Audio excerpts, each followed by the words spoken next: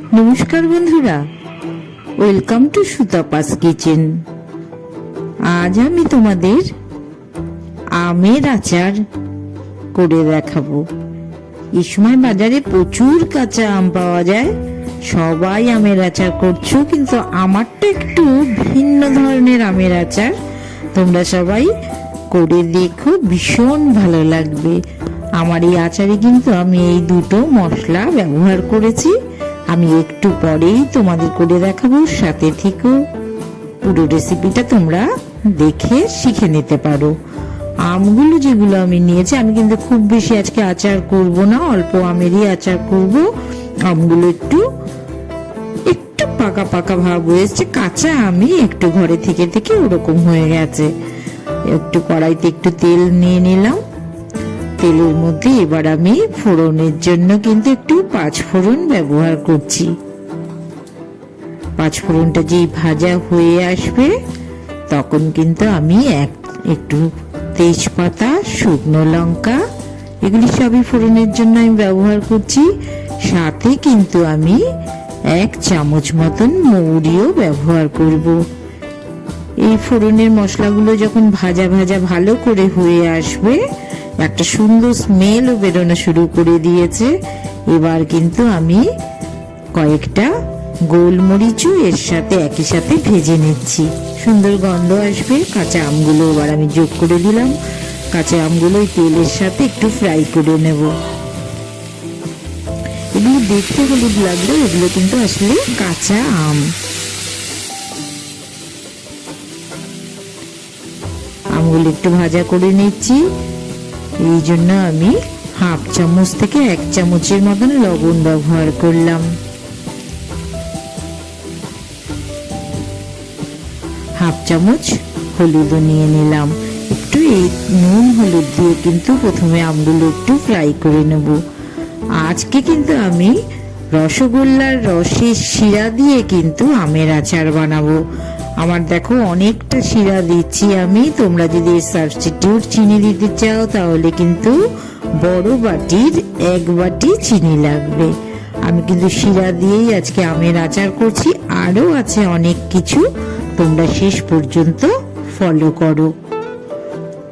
এবার আমি রসের গুড় আমার রাখা ছিল 4 চামচ মতন, এই যে বড় চামচে 4 চামচ রসের গুড় কিন্তু আমি ব্যবহার করব। খুব সুন্দর কিন্তু তাতে আমের আচারটা আঠা আঠা হয়ে আসবে, দেখতেও দারুণ সুন্দর লাগবে। শুকনো খোলায় দেখো কিছুটা পাঁচফোড়ন আমি নেড়ে নিচ্ছি। এই পাঁচফোড়নের গুঁড়োটা তোমাদের দেখিয়ে দিলাম।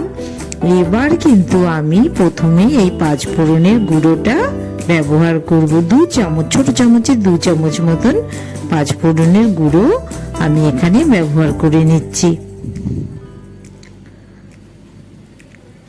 দারুণ সুন্দর কিন্তু কালার চলে আসবে, আর পাঁচফোড়ন দিলে গন্ধটাও কিন্তু দারুণ সুন্দর আসে। এখানে প্রথমে আমি পাঁচফোড়ন দিয়ে কিছুক্ষণ আমি কিন্তু ফুটিয়ে নিচ্ছি। এইদিকে দেখো আমি একটু সাদা জিরে একটু ফ্রাই করে নিচ্ছি শুকনো খোলায়। 2 চামচ মতো মৌরি, এটাও আমি ফ্রাই করে নিচ্ছি, একই সাথে ফ্রাই করে নিচ্ছি, আলাদা আলাদা ভাবে তোমাদের আমি দেখিয়ে দিলাম। আর 3টে শুকনো লঙ্কা, এটাকেও কিন্তু ফ্রাই করে, মানে শুকনো খোলায় ফ্রাই করে নিয়ে এই যে দেখো আমার রোস্টেড পাউডার, এটাও কিন্তু বেরিয়ে আসলো। এটা হচ্ছে জিরে, মৌরি, শুকনো লঙ্কার পাউডার। এখান থেকেও কিন্তু আমি 2-3 চামচের মতন ব্যবহার করব। তোমরা যেরকম ঝাল খেতে চাও তোমরা তোমাদের ইচ্ছে মতন ঝালটা ব্যবহার করতে পারো। এই রোস্টেড পাউডারটা কিন্তু এবার আমি মিশিয়ে দিলাম। একদম মানে দারুণ স্বাদের আমের আচার হবে। তোমরা বছর ভর এভাবে ফ্রাই করে রেখে দিতে পারো। দেখো কি সুন্দর আঠা আঠা ভাবে আমি তৈরি করেছি, যাতে আমার কিছুদিন এইভাবে আমের আচারটা থেকে যায়। আমি পরবর্তীতে হয়তো আরো অনেক রকম বানাবো, কিন্তু এটা আমার ভীষণ পছন্দের একটা আমের আচার। তোমরা সবাই করে দেখো।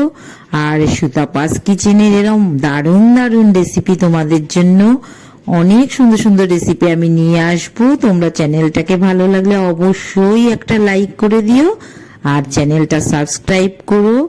আর সুন্দর সুন্দর রেসিপি পেতে গেলে অবশ্যই সুতাপাস কিচেনের সাথে থাকতে হবে তোমাদের। সবাই আমের আচার নিজেরা ঘরে প্রচুর আম বাজারে পাওয়া যাচ্ছে, করে খাও, রেসিপিটা ফলো করো। ভালো লাগলে অবশ্যই একটা লাইক করো, শেয়ার করো, সাথে থেকো। সবাই আনন্দ করো, এনজয় করো। আবার দেখা হবে।